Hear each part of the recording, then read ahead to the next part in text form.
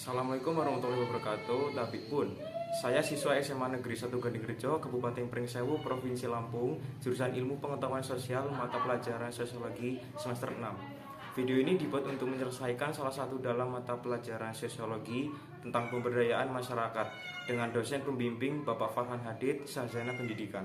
Dengan judul materi yang akan saya bawakan adalah pemberdayaan masyarakat lokal melalui UMKM. Sebelum saya masuk pembahasan, izinkan saya memperkenalkan diri. Saya Nayaka Yumagiani dari kelas 12 IPS 1, NIS saya 11896, dan rekan saya Anggi Anggraini dengan NIS 11903. Di latar belakang, saya akan menjelaskan 4 tahap yang akan saya selesaikan. Yang pertama adalah profil desa, yaitu Pokon Klaten adalah pokon yang terletak di Kecamatan Gadingrejo, Kabupaten Pringsewu, Provinsi Lampung. Masyarakat Pokon Klaten memiliki pekerjaan yang berbeda-beda. Namun berdasarkan hasil survei masyarakat Pokon Klaten, sebagian besar bermata pencarian sebagai pengindustri genteng. Hal ini dibuktikan dengan banyaknya bedeng atau tempat produksi genteng di Pokon Klaten. Yang kedua adalah profil usaha, yaitu di sini Bapak Misngat menjalani usaha genteng di usianya yang masih muda, yaitu dari umur 25 tahun sampai sekarang, dan Bapak Misngat juga ingin memiliki usaha genteng karena pendapatannya sudah jelas. Karena dibutuhkan oleh masyarakat, potensi industri genteng memiliki alternatif penciptaan dan perluasan kesempatan kerja, peningkatan pendapatan kepada setiap pemilik faktor produksi, baik secara langsung maupun tidak langsung, serta dapat menciptakan pemerataan kesempatan kerja. Yang ketiga adalah apa itu pemberdayaan? Pemberdayaan yaitu proses pembangunan di mana masyarakat berinisiatif untuk memulai proses kegiatan sosial untuk memperbaiki situasi dan kondisi diri sendiri. Pemberdayaan masyarakat hanya bisa terjadi apabila masyarakat itu sendiri ikut pula berpartisipasi. Kita masuk dalam tahap yang keempat, yaitu siklus. Dan di sini saya akan menjelaskan tentang 7 siklus dalam pemberdayaan masyarakat. Siklus yang pertama adalah keinginan untuk berubah, yaitu berdasarkan wawancara yang kita lakukan terhadap kedua karyawan usaha genteng, bahwa sudah mulai berjalannya siklus pertama pada pemberdayaan. Salah satu karyawan bernama Surati mengatakan, saya harus memiliki motivasi yang bisa mampu bekerja dengan memanfaatkan kemampuan yang saya miliki. Siklus yang kedua adalah melepaskan halangan-halangan, yaitu masyarakat yang mampu melepaskan halangan-halangan atau faktor yang bersifat resistensi terhadap kemajuan dalam diri dan komunitasnya.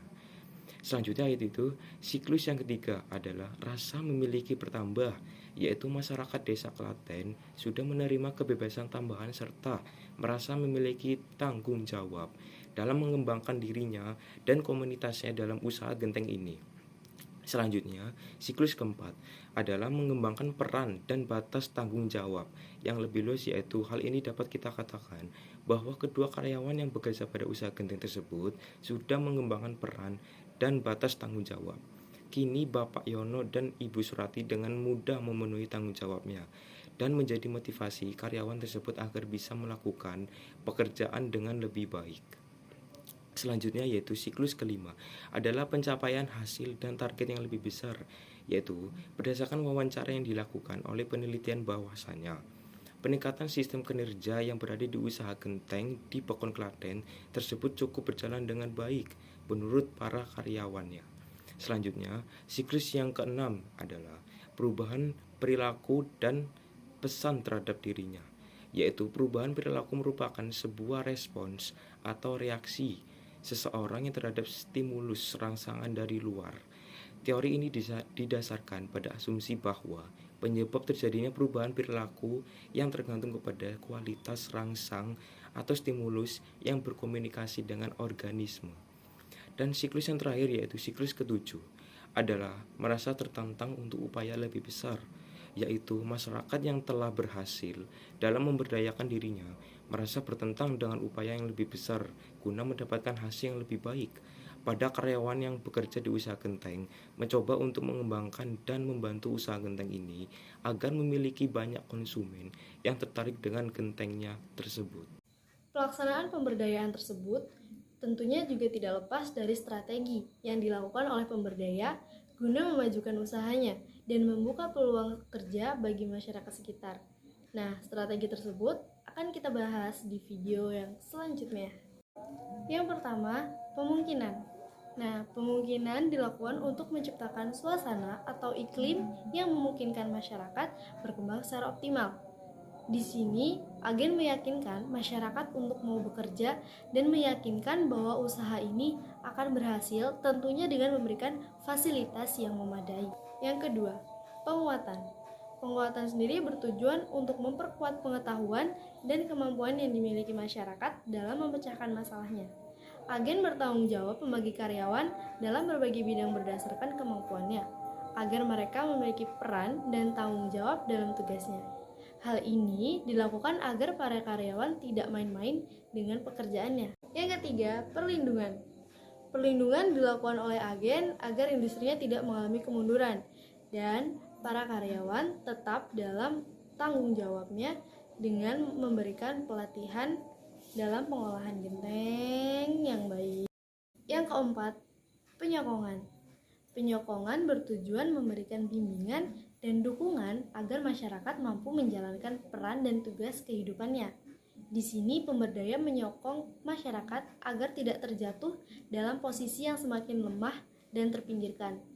Hal ini dilakukan agar masyarakat mampu menjalankan tugas dan perannya untuk menyejahterakan perekonomiannya. Yang kelima atau terakhir adalah pemeliharaan.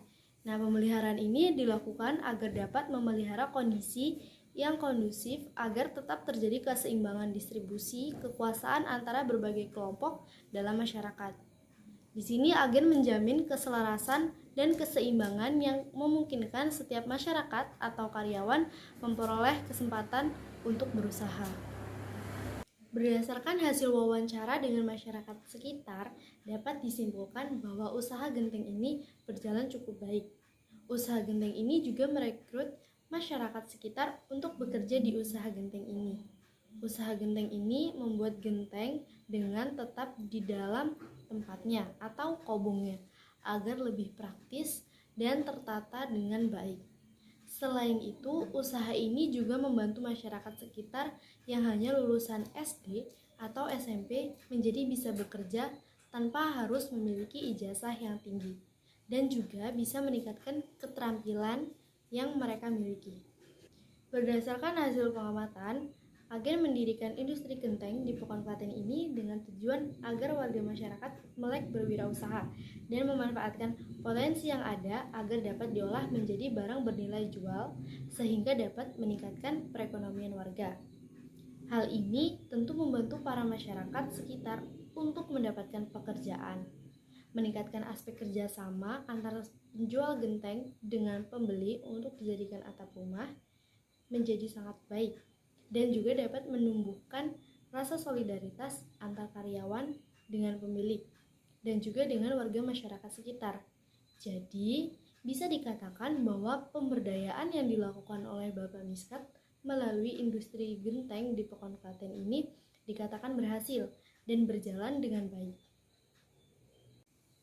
Oke guys, sekian dari penjelasan tentang pemberdayaan masyarakat dari kelompok kami. Saya Anggianggraini dan rekan saya Nayaka Yumnagiani mengucapkan terima kasih dan wassalamualaikum warahmatullahi wabarakatuh. Bye-bye.